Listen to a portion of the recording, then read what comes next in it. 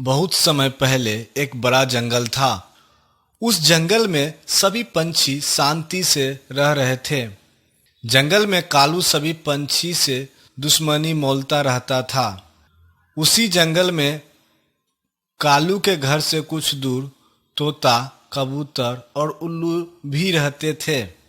सभी पंछी का मंत्री चील था। एक दिन सभी चिड़िया दाना लेने जाती है। आज तो जल्दी घर लौटना पड़ेगा, नहीं तो सब मेरा खाना चुरा लेंगे। साथ ही कबूतर और तोता भी जाते हैं। मैं तो आज भरपेट खाऊंगा। ठीक है, चलो भी सही। हाँ हाँ, वो रहा लाल टमाटर, आज तो मजे से खाऊंगा। सभी पंछी अपने घोंसले से दूर दाना लेने गए हुए थे। तभी अचानक जंगल में भूकंप आ जाता है। सभी चिड़िया हैरान हो जाता है। हे भगवान, मेरे घर को बचा लेना, किसी का घर बचे या न बचे। जाता हूँ जल्दी से, नहीं तो घोंसला जिस डाल पे है वह डाल बहुत ही कमजोर है। उल्लू बेचारा दिन में इधर उधर घूम रहा था। मेरा घर कैसा है, पता ना गिर तो न गया। अगर गिर गया होगा तो मैं कहाँ रहूंगा। चील सभी पंछी के पास आते हैं। कोई घबराओ मत, सब पेड़ के नीचे से हट जाओ। पेड़ भूकंप के कारण गिर सकता है, भूकंप तेज है। चील की बात को मानकर सभी पंछी आकाश में एक साथ आ जाते हैं। मंत्री जी, अब क्या होगा? हम सब अब कहाँ रहेंगे? कितना मेहनत से घर बनाया था। चुप उठ कालू, तुम्हारा घोंसला मजबूत डाली पे है। हम सब का क्या होगा पता नहीं।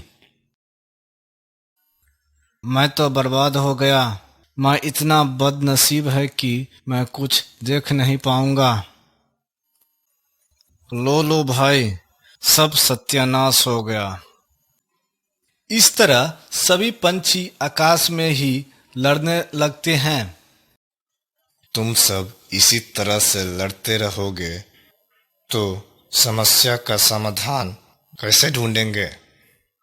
चील सबको समझाते हैं। तभी अचानक सभी पंछियों के घर टूट जाते हैं।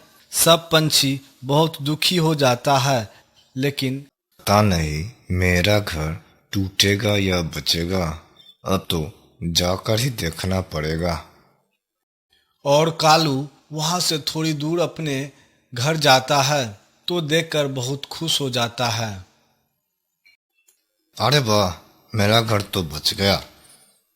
अब मैं आराम से रहूंगा और सभी पंछी इधर उधर भटकेंगे। अब कालू के घर को छोड़कर सभी पंछी का घर टूट चुका था।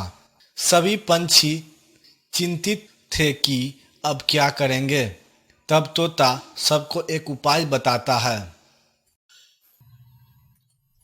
हम सब मिलकर चील के पास चलते हैं। अब वही कुछ उपाय बताएंगे। वे मंत्री है तो कुछ हमारी भलाई के लिए सोचेंगे। हाँ, ये बात तो सही है, मगर हम क्या कहेंगे? नहीं, हम नहीं जाऊंगा किसी के पास। वे मंत्री है, क्या हुआ? हम सब कहीं नहीं जाऊंगा। तुम ये कैसी बात करती हो? अभी हम सब मुसीबत में हैं। अभी गुस्से में कोई काम नहीं होगा। सभी को समझदारी से बात करना पड़ेगा। इसी तरह तोता सबको उपाय बताता है और सब तोता की बात मानकर चील के पास जाते हैं। अरे, आप सब आ गए, बताइए क्या मदद करेंगे हम? मंत्री जी, हम सब का घर भूकंप के कारण टूट गया है। अब हम कहाँ रहेंगे? ठीक है, सब सही हो जाएगा। पहले आप सब कुछ खा लें, भूख लग गया होगा। आप सब अंदर आइए। चील सबको अपने घर के अंदर ले जाते हैं और कुछ अनाज के दाने खाने के लिए सबको देते हैं। लीजिए, खाइए, आराम से, अपना घर है, घबराने की कोई जरूरत नहीं। सब अनाज खा लेते हैं और कहते हैं, मंत्री जी, अब आप एक और एहसान हम सब पर कीजिए। आज रात हम यहाँ पर सो जाएंगे और कल कोई उपाय निकालेंगे। जी मंत्री जी, हम सब बहुत थक चुके हैं, आराम कर लेते हैं। मंत्री जी बहुत दयालु थे। सभी पंछी की बात सुनकर वे मायूस हो गए।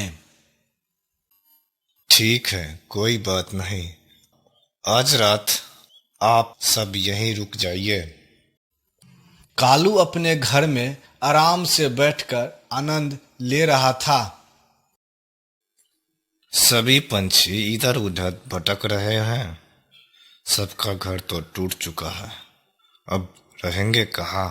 अगर मेरे पास आए तो मैं तो मना कर दूंगा। शाम का समय था, सूर्यास्त होने वाला था। तभी अचानक आकाश में बादल छा गया और तेज तूफान जंगल में आ गया। आप सब घर के अंदर ही रहिए, तूफान बहुत तेज है। बहुत बहुत धन्यवाद मंत्री जी, आज आप हम सबको मुसीबत के साथ दिए हैं। मैं आपका ये एहसान जिंदगी भर याद रखूंगा। हाँ मंत्री जी, आप सच में बहुत दयालु हैं। अरे, आप सब कैसी बात कर रहे हैं? मुझे कोई आपत्ति नहीं है। ठीक है, अब तूफान भी ज्यादा तेज है, आप सब आराम से सो जाइए। मेरे घर मजबूत है, आप लोग चिंता ना करें। मैं जरा खिड़की से कालू का घर देखता हूँ, गिर तो नहीं गया। तूफान बढ़ते जा रहा था। कालू घर में बेचैन हो रहा था। हे भगवान, अब तो क्या होगा? तभी अचानक कालू का घर हिलने लगता है। लगता है अब घर गिर जाएगा। मैं बाहर निकल जाता हूँ, नहीं तो मुझे चोट लग जाएगी। और कालू जैसे ही घर से बाहर आता है, घर नीचे गिर जाता है। मैं तो बच गया, नहीं तो घर के साथ मैं भी मर जाता। अब क्या होगा? अब मैं रात में कहाँ जाऊंगा? बगल में ही चील का घर था।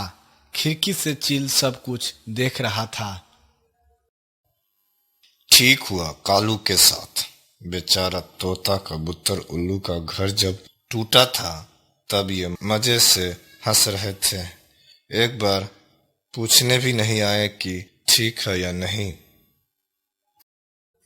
चील दयालु थे, उन्हें कालू की मुसीबत देखी नहीं गई। उन्हें कालू पे दया आ गया। अब क्या करूं मैं तो हंस रहा था जब सबका घर टूट गया। मुझे नहीं हंसना चाहिए था। जाता हूं मंत्री जी के पास, शायद वो मुझे माफ कर दे। कालू मंत्री जी के दरवाजे पे आता है। मंत्री जी, दरवाजा खोलिए, मेरा घर टूट गया, मुझे माफ कर दीजिए। मंत्री जी दरवाजे खोलते हैं। कालू, कोई बात नहीं, अंदर आ जाओ। सब सो रहे हैं, तुम भी आज रात सो जाओ। धन्यवाद मंत्री जी, आप बड़े दयालु हैं। आपका सोच बहुत अच्छा है।